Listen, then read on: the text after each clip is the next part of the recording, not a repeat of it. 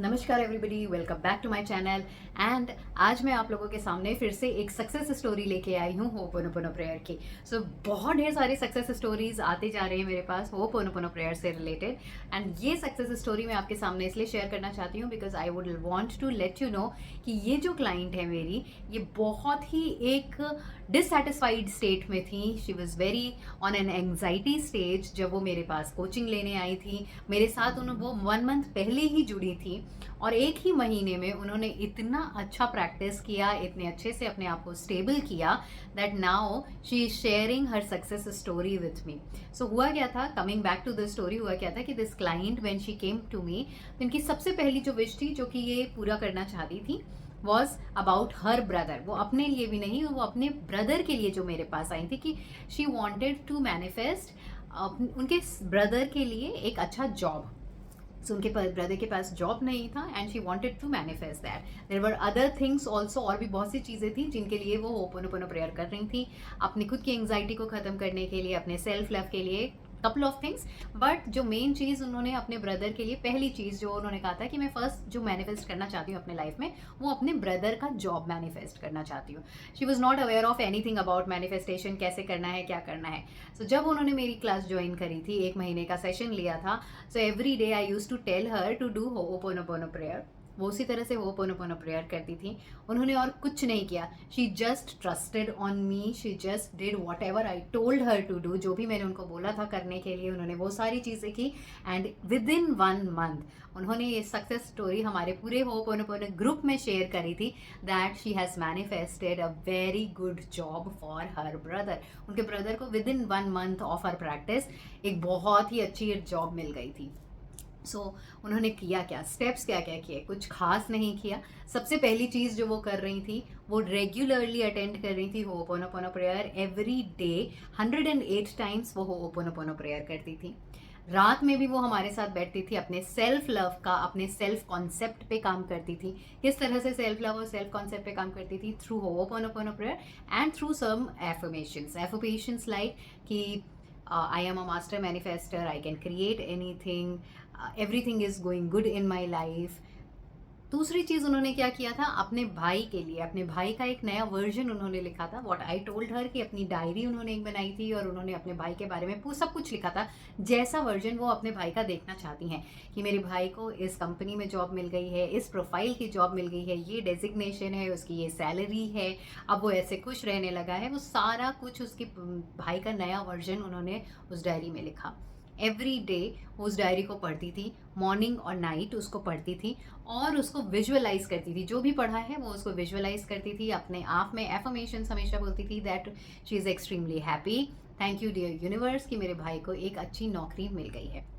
जब वो ये राइटिंग कर रही थी और वो विजुअलाइज करती थी एंड उसको एवरी डे जब पढ़ती थी, तो पढ़ने के बाद और विजुअलाइज करने के बाद वो अपने भाई के लिए होपोनोपोनो प्रेयर करती थी। वो किस तरह से होपोनोपोनो प्रेयर करती थी? बिल्कुल वही यही बोलती थी कि आई एम सॉरी, मेरे भाई के लाइफ में जो भी डिस्कम्फर्ट हो रहा है उसकी रिस्पॉन्सिबिलिटी मैं लेती हूँ।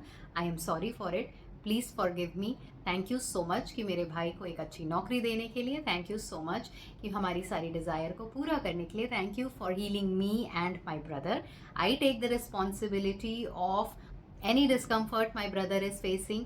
मैं पूरी की पूरी रिस्पॉन्सिबिलिटी लेती हूँ सारी नेगेटिविटीज़ की, जिसकी वजह से मेरे भाई को एनर्जीज स्टक हैं, जिसकी वजह से भाई के लाइफ में नौकरी अभी नहीं मिल पा रही है। I am sorry for it, please forgive me.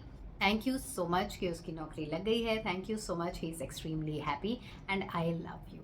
इस तरह से उन्होंने होपोनोपोनो प्रेयर किया और इस तरह से उन्होंने राइटिंग किया एंड उसको बार बार विजुअलाइज किया and with in 1 month she has manifested her brother working, her brother getting a job. इस सक्सेस स्टोरी को सुनाने के पीछे the main important thing what she did is not about writing. सबसे important चीज़ वो ये नहीं था कि उन्होंने क्या टेक्निक किया, लिखा, विजुअलाइज किया, होपोनोपोनो किया।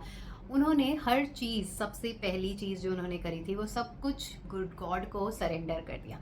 जो भी उनको डिस्कम्फर्ट हो रहा था, जो भी उनको टेंशन होती थी, जो भी वरी होती थी, जब भी वो अपने भाई के बारे में सोचती थी तो उनके अंदर कुछ इमोशंस आते थे। कैसे इमोशंस आते थे? जैसे टेंशन के इमोशन आते थे, वरी के इमोशन आते थे, कभी कभी एंग्जाइटी आता था, कभी कभी कुछ डाउट्स आते थे। तो जो भी इमोशंस आते थे उन इमोशंस को वो लिखती थी, एंड वो उन इमोशन को क्लियर करने के लिए होपोनोपोनो प्रेयर भी करती थी कि मेरे अंदर जो भी नेगेटिव इमोशन आ रहा है, जो भी वरी आ रही है, जो टेंशन आ रही है, उसके लिए I am sorry, please forgive me, thank you for healing these emotions and I love you.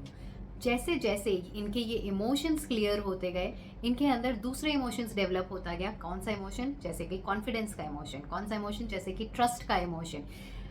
And जब ये इमोशंस उनके अंदर डेवलप हुए, उन्होंने अपने सारे टेंशन को, अपनी सारी वरी को भगवान को सौंप दिया, यूनिवर्स को सौंप दिया, कंप्लीटली सरेंडर कर दिया। एंड एवरी टाइम जब टेंशन और होता था, वरी होती थी, तो वो हमेशा अपने आप को बोलती थी that I trust the divine.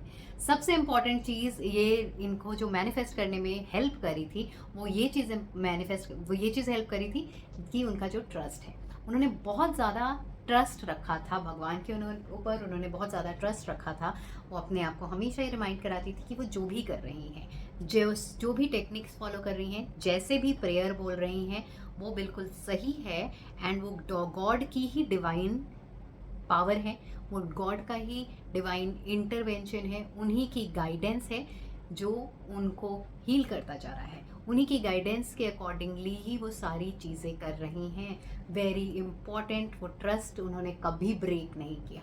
उनको पूरा यकीन था कि भले ही इस वक्त उनको कुछ भी नहीं दिख रहा है, कोई मूवमेंट नहीं दिख रहा है अपने भाई के लाइफ में, अपने भाई के नौकरी में, उसके इंटरव्यूज़ में, but still she has that trust कि ये मूवमेंट हो रहा है बैक ऑफ द यूनिवर्स, कहीं ना कहीं बैकग्राउंड में मेरे भाई के लिए एक नौकरी बन रही है, आ रही है। She had that trust, and because of that trust 1 महीने के अंदर में उन्होंने अपने भाई के लिए एक बहुत ही अमेजिंग नौकरी को मैनिफेस्ट कर लिया था। एंड मोटिव ये है मेरा इस सक्सेस स्टोरी को शेयर करने का कि अगर वो शेयर कर सकती हैं, बिकॉज व्हेन शी जॉइंड मी, ये क्लाइंट जब मुझे इन्होंने ज्वाइन किया था, तो she was crying, she had a lot of depression, she had lot of anxiety, और इनफैक्ट अभी भी उनके लाइफ में बहुत सी ऐसी प्रॉब्लम्स हैं जिसकी वजह से उनको एंग्जाइटी होती रहती है।